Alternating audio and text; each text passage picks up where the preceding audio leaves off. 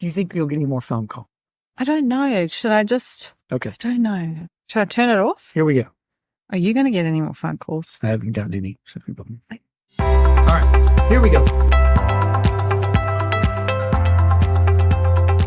Hey, everyone. Welcome back to our Redlands College podcast. I'm Mike Shepard.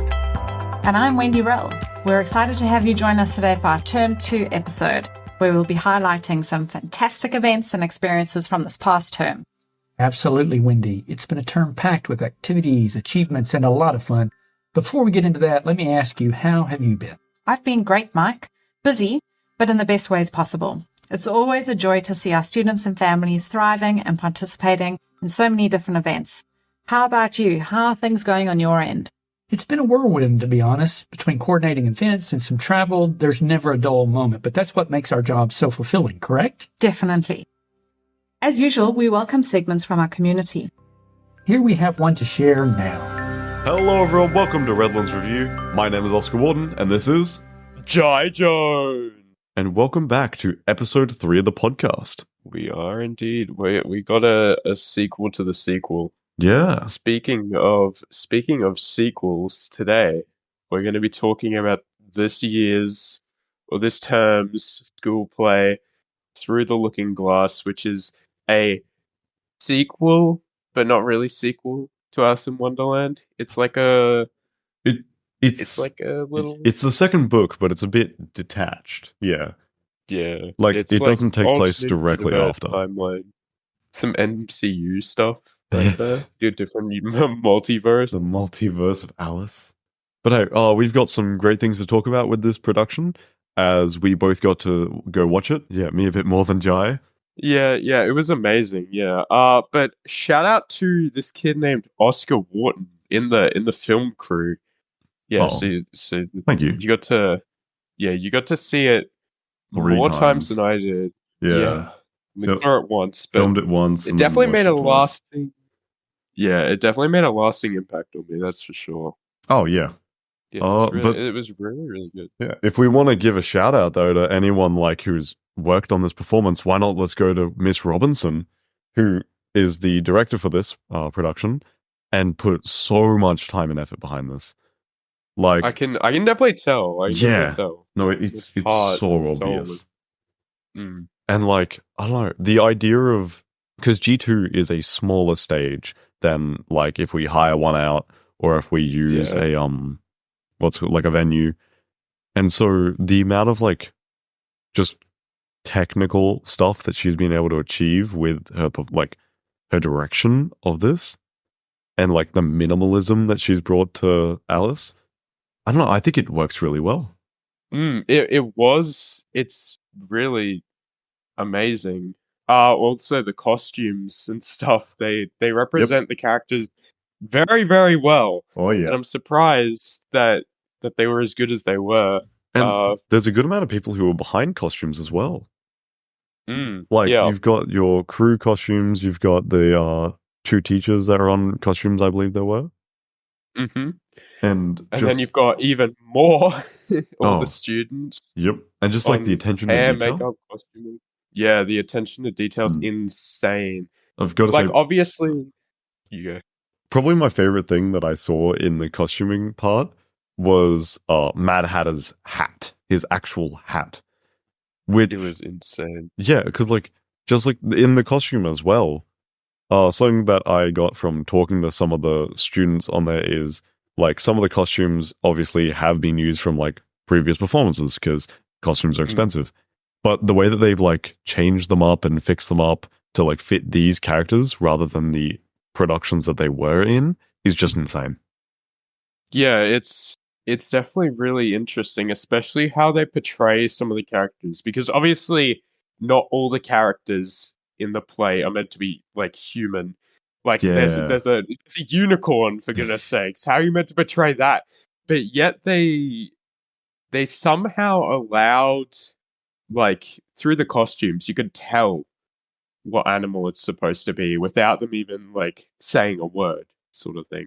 Yeah. Right? Another one that I picked, like 2 others that I picked that up from is the lion. That one, like, I think the attention to detail on that was good, the makeup. And then also March Hare. That one. Yeah, there was a lot of good ones to put it towards, like, oh yeah, this actually is a rabbit. Yeah. Now, in saying all of that stuff to do with costumes and makeup and all that, none of that would be it's useful, but in my opinion, what brings a story to life is the director and, of course, the acting, the actual casting of the people.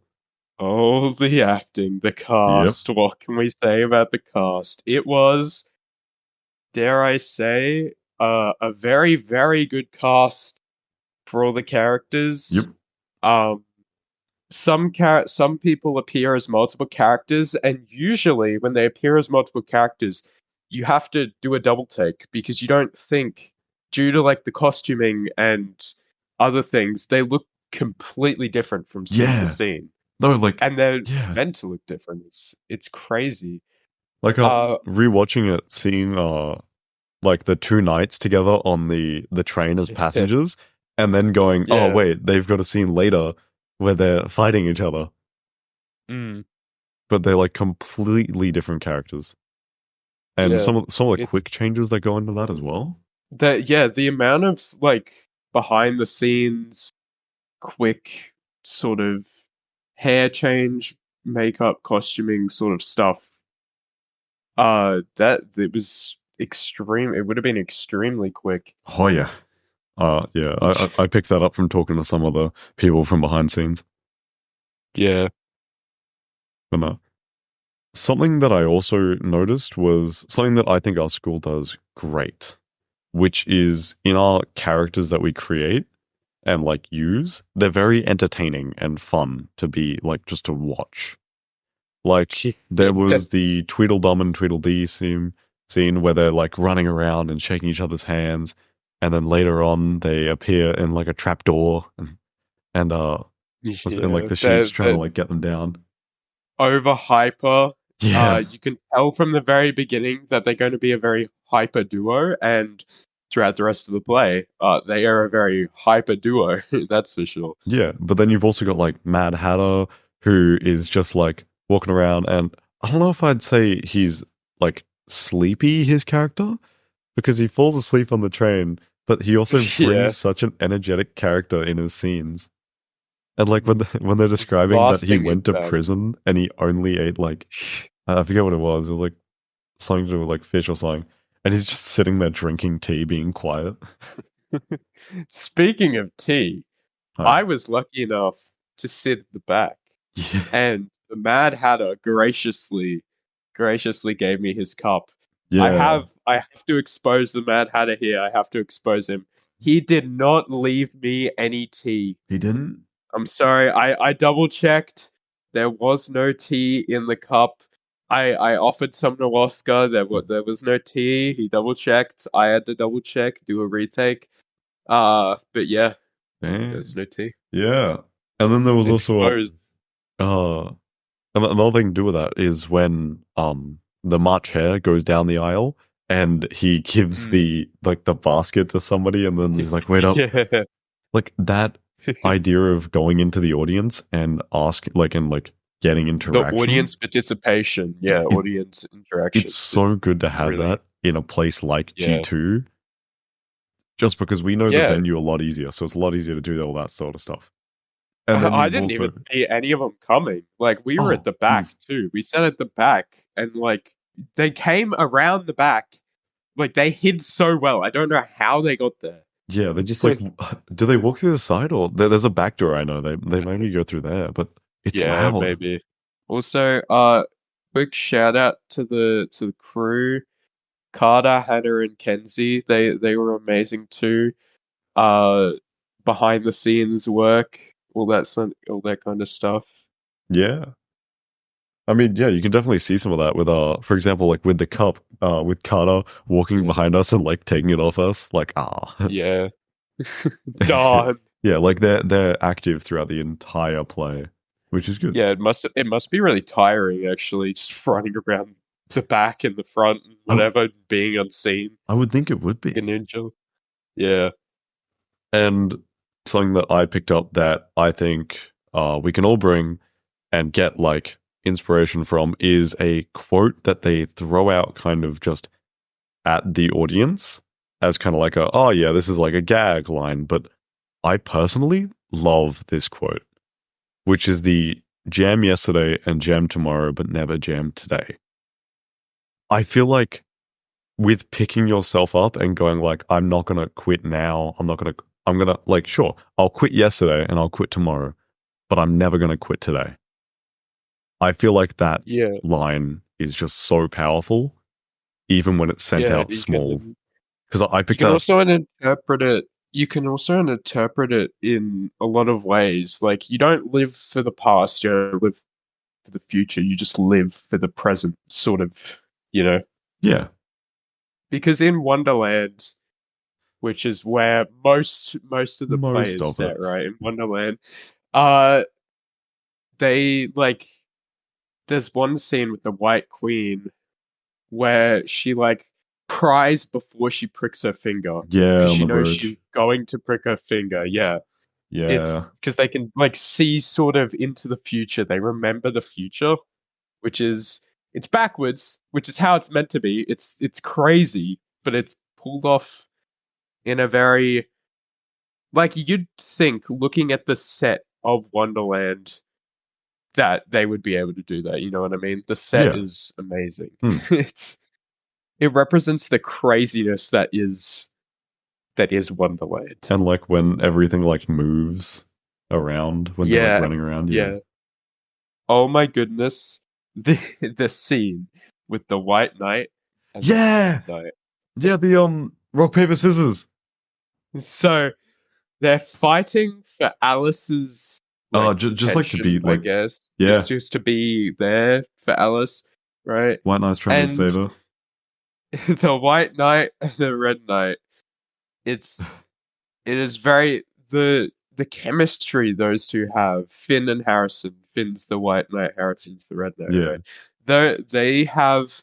It is hilarious when they're on scene together. Something that I'm gonna mention because it happened one of the nights, and I just need to mention it because I got it like when I was recording. I got it on camera and it was perfect. Finn, when he's stretching, got a cramp randomly, and he played it off so well. Like I thought that was in the scene, even though I had already seen it before. Yeah, because he stretches the scene. If you want a scene explanation, basically, the Red Knight's just standing there, and then the White Knight goes off and shows off his muscles. He starts stretching, all that kind of stuff, and it's about 2 minutes of him just stretching and flexing and stuff. Very entertaining 2 minutes. It is hilarious. And the Red Knight's reaction is also hilarious. He's just waiting and waiting and waiting. And then when they finally fight, you think they're about to use their swords, and they just play a game of rock, paper, scissors. Yep. Which the White Knight loses, by the way. And then he cheats. It's really, really good. I would just like to say a final thank you to everyone in the production team, everyone in the being an actor, everyone ever. Ashley did a great job as Alice. Everyone did great. It was very entertaining to watch, and I thank you all. The music was great. Thank you for a great night out. It was amazing. I totally agree. But hey, thank you everyone for tuning into this podcast episode. We've loved talking about this, and we'll see you all next time. Goodbye. Bye-bye. Now it's time for something almost random.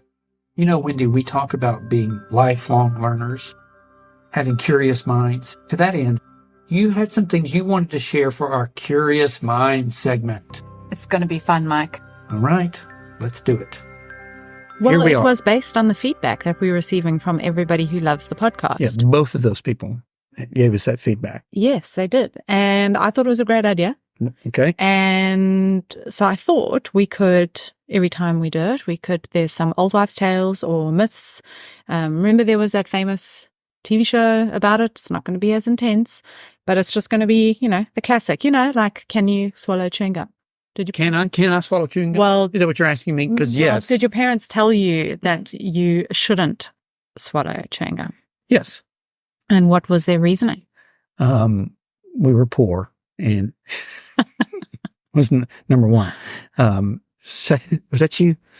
Secondly, no, they tell me not to swallow it because you can't your stomach can't digest gum, I believe is what I was told. Or it took 6 years, 7 years, 10 years. I think the whole world had that 7-year myth somewhere. It's not true. It's not true. No. Huh. This segment, we are going to dive into the animal kingdom. And we're going to debunk. What are we talking about? Dogs. Dogs can't see. No, dogs are blind. No, dogs are colorblind. That's it. No. Yes, well, colorblind. Everyone thinks that they can only see in black and white, but actually they can see in colors, but not as vividly as humans. So their color vision, it's limited to shades of blue and yellow. They have difficulty distinguishing between red and green, which I find quite interesting because do you think anyone's ever had a conversation with a dog? And the dog lets them know. Plenty of people have conversations with dogs. I just don't know if the dog, if it's a two-way conversation. Yes. Well, thankfully, according to science, the dog's world is not black and white. So they do have a bit of color in their life. So Hero, going around the campus, he sees more than just black and white. Yes, and it's more, they describe it as a dimmer, bluer version of our world. So it's interesting. It is interesting.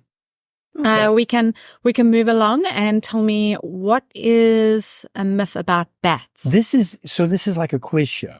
A little bit. You're going to set me up to answer. Then you're going to tell me where I'm wrong. Correct. So I'm going to try and circumnavigate. Is that right? Yes. I'm going to try and go around what you're trying to accomplish. Correct. Okay. You're asking me about bats. Yes. Bats are blind. Blind as a bat. Which is an expression. It is an expression. They're colorblind. That's what you're going to tell me. Plot twist. No. Bats are not blind at all. What? Most species of bats have excellent vision and excellent night vision. They rely on like a sonar, sophisticated system that allows them to see at night. People should send us their myths or wives' tales or whatever for us to look at and examine. Maybe next time I could challenge you, Yes. and make you sort of guess the answers to things. What do you think about that? I think that sounds amazing. Okay.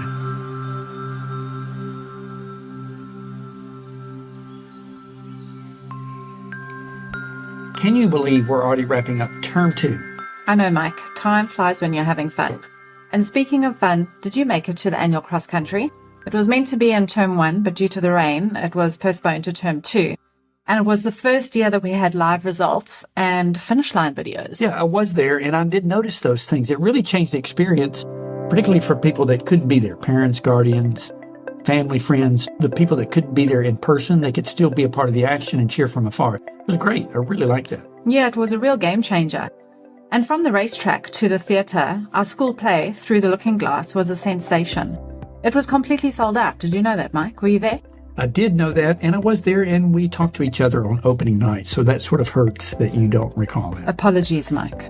It was a great performance. The kids were incredible. Who was your favorite character? My favorite characters was Tweedledum and Tweedledee. I thought that they played their characters really well. Yeah. They were funny, and they were really, really involved in their character. Yeah, it was great to see. They were great, yeah. Who was your favorite character? Probably, well, you, just so you know, and I want to make sure the audience knows, I asked you who your favorite character was, and you told me 2. Okay. But I'm going to give you one character that was my favorite. No problem. Which was Humpty Dumpty. And why was Humpty Dumpty your favorite character? I don't know. It was just an intriguing take on the character. I didn't expect it that way, and yeah, I quite liked it. Yeah, I agree. Very, very well done. Well, let's switch gears just for a moment. The junior school had a worship service this term. It was really good. The spiritual life captains were able to organize that. It was a really good afternoon. Yes, Mike. It was very moving and truly special. The young ones really shone. It's always uplifting to see them so involved. And speaking of transformative experiences, let's not overlook the middle school's Project Villa in Vanuatu. 2 weeks without electronics. How do the students cope? I've done it. I did the trip last year. It is quite an experience. It is an amazing program that they've set up, and it's just so well done. It's an incredible challenge, but it's also so rewarding. They come back Everybody comes back just a little bit different, more mature. It's something to see. Indeed. And talking about middle school, a round of applause for them as they were awarded the Middle Years School of Excellence once again. Well deserved. Now, moving on to our Year 10s, they had a fantastic community building event. Between the Duke of Edinburgh Awards, the Ladies' High Tea and the Men's Shed, they've been on the go this term as well. And who could forget the Mother's Day stall or the free dress day?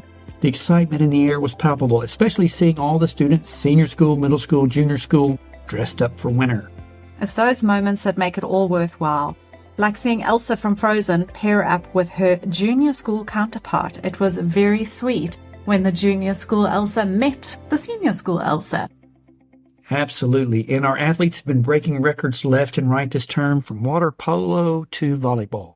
They've really outdone themselves. And then the arts, the ensemble concert, and the symphonic band's tour to Harvey Bay, they were also some standout moments. Plus, our visual arts department's collaboration with Lee Schoonheimer and Bruce Reynolds brought some fresh inspiration. What a term it's been, Mike. Sharing these stories is always such a highlight of the podcast for me. It truly is, Wendy. Now it's time for one of our favorite segments, the Alumni Spotlight. Today we have an incredibly inspiring story to share about one of our distinguished alumni, Tegan Gilroy. And just so you know, that was her maiden name. That was her name when she was at school. She was from the class of 2009, I believe. And her married name is Lee Brunt. Okay.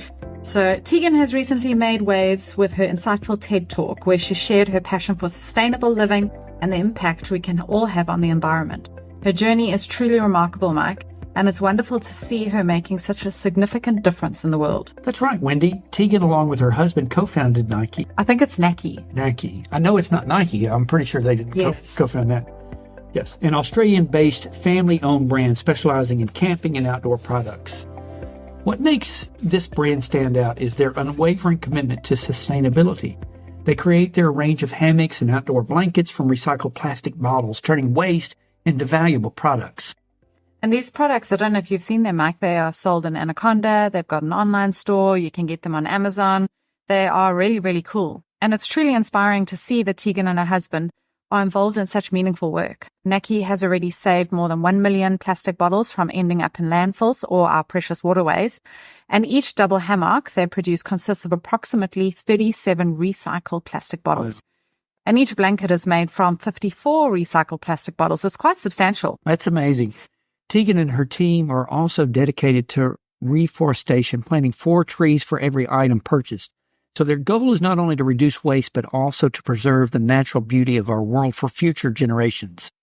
Tegan's TED Talk beautifully encapsulates these efforts and challenges us all to make more conscious decisions in our daily lives. We're so proud to have Tegan as a part of our Redlands College family. She's a shining example of how our alumni can make a real difference in the world. If you want to watch Tegan's full TED Talk, we've included the link in the show notes, so make sure to check it out and be inspired by her journey and her message. That's all for our Alumni Spotlight this episode. Stay tuned for more inspiring stories from our incredible alumni network. And that's all the time we have for today. Thanks for tuning in, everyone. Don't forget to subscribe and stay updated with all of our latest episodes. Until next time, take care of yourselves and others. You too can be the difference.